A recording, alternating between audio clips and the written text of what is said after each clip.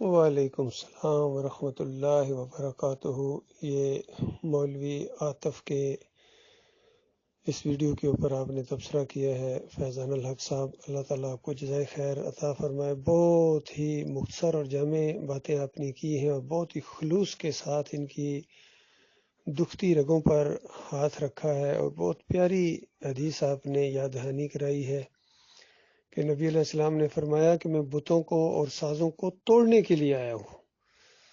اب غور کرو اس بات کے اوپر، یعنی ہر بت نبی علیہ السلام توڑنے کے لیے آئے، چاہے وہ سورج چاند ستارے ہوں، کوئی درخت ہوں، اور یہ بادشاہت کے بت ہوں، یا یہ مورتیاں ہوں، مسلمانوں کے مندر ہوں، یہ جو مزاروں کی شکل میں ہوں، ہر شرک کا قلم کما کرنے کے لیے نبی علیہ السلام آیا۔ اور جس چیز کو بھی آپ پوجیں گے نا وہ ایک بت ہے۔ جس طرح نبی علیہ السلام نے ایک دعا بھی مانگی تھی کہ اے اللہ میری قبر کو بت مت بنانا کہ پوجی جائے، تو جو قبر بھی پوجی جائے گی وہ بت ہے۔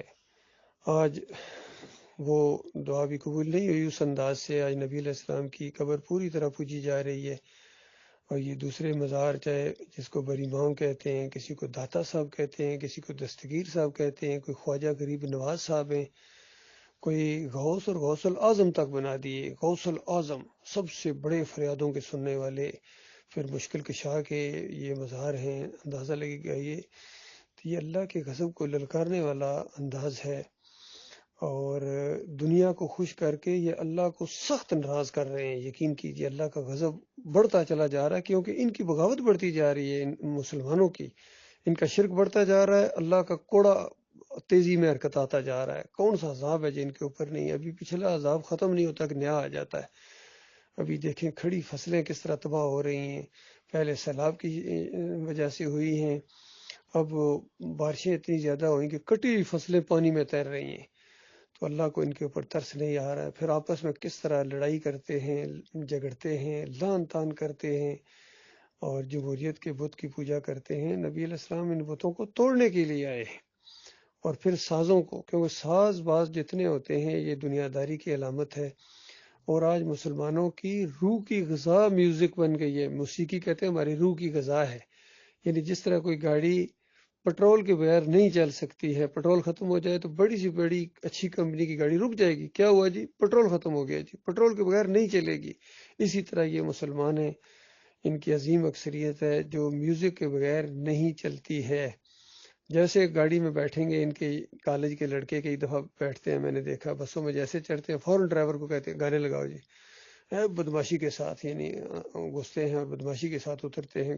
کرائے کا تو سوال ہی پیدا نہیں ہوتا، کنڈکٹر جرت ہی نہیں کر سکتا کہ ان سے کرایہ مانگے۔ تو یہ تربیت ہو رہی ہے اللہ کے بندو، ہر جگہ گانا بجانا، چاہیے فوجیوں کی اکیڈمیز ہوں، چاہیے پولیس والوں کے ٹریننگ سینٹر ہوں، چاہیے اسکول میں تو آج کل جو جتنے اسکول ماڈرن ڈسکو اسکول بن گئے ہیں، چاہیے ایجوکیٹرز ہوں، ایچ ایس این ہو، اور یہ جتنے آکسفورڈ کے جتنے ہر جگہ سے یہ گانے بجانے ان کی رگوں کا خیز۔ میوزک ٹیچرز اس دفعہ بڑھ کے اخباروں میں آیا تھا کہ 2000 پتہ نہیں میوزک ٹیچروں کا اضافہ کیا جائے گا، بڑے پلیٹ فارم سے یہ اعلان کیا گیا۔ تو یہ گانا بجانا ان کی رگوں کا خون بن گیا۔ تو پوری طرح آج مسلمان ان دونوں چیزوں کو رواج دے رہے ہیں جس کو نبی علیہ السلام توڑنے کے لیے آئے تھے، ختم کرنے کے لیے آئے تھے۔ غور کرو اللہ کے بندو، اب ان کا اسلام کے ساتھ یا نبی علیہ السلام کے ساتھ ان مسلمانوں کا کیا تعلق ہے؟ کوئی تعلق نہیں ہے۔ ان کا ترانہ میوزک کے ساتھ، ان کی نماز جو ہے، ان کی قوالیاں جو ان کی نماز ہے، اور گانا بجانا، یعنی ان کو بالکل اب یہ اس کے بغیر اب نہیں رہ سکتے۔ تو بہرحال یہ ان کی بدبختی ضرور ہے۔ ان کے لیڈروں کے جلسوں کے اندر ترانے، حتیٰ کہ جماعت اسلامی جب قاضی حسین اس کے امیر تھے تو ایسے ایسے ترانے اور دھنیں اس کے اندر لگائی گئیں کہ جو انڈیا میں فحاشی کی وجہ سے وہ بینڈ ہو گئی تھی۔ پھر ایک نعت خواں کا میں نے خود یہ بیان سنا، اس نے کہا یہ نعت گانے کے لیے، نعت پڑھنے کے لیے مجھے انڈیا کا وہ گانا فلاں پتہ نہیں 15 دفعہ سننا پڑا ہے، تو تاکہ وہ دھن تیار ہوئی ہے اس کے دماغ کے اندر۔ پھر اس دھن کے اوپر اس نے اس لہجے کے اوپر یہ نعت پڑھی ہے جس میں کفر و شرک ہوتا ہے، اللہ کی توہین ہوتی ہے۔ تو یہ مسلمان اللہ کے غضب کو نازل کر رہے ہیں۔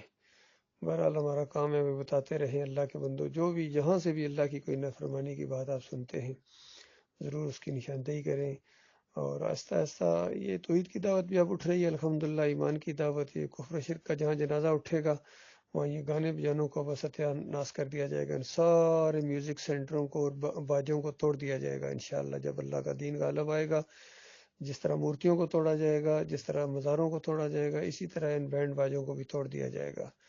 اللہ تعالیٰ وہ دن لائے، ہم دیکھیں یا نہ دیکھیں یہ کام ہو کے رہنا ہے، اور اللہ تعالیٰ ہماری آنکھوں کے سامنے یہ چیز دکھا دے تو ہر چیز کے اوپر قادر ہے۔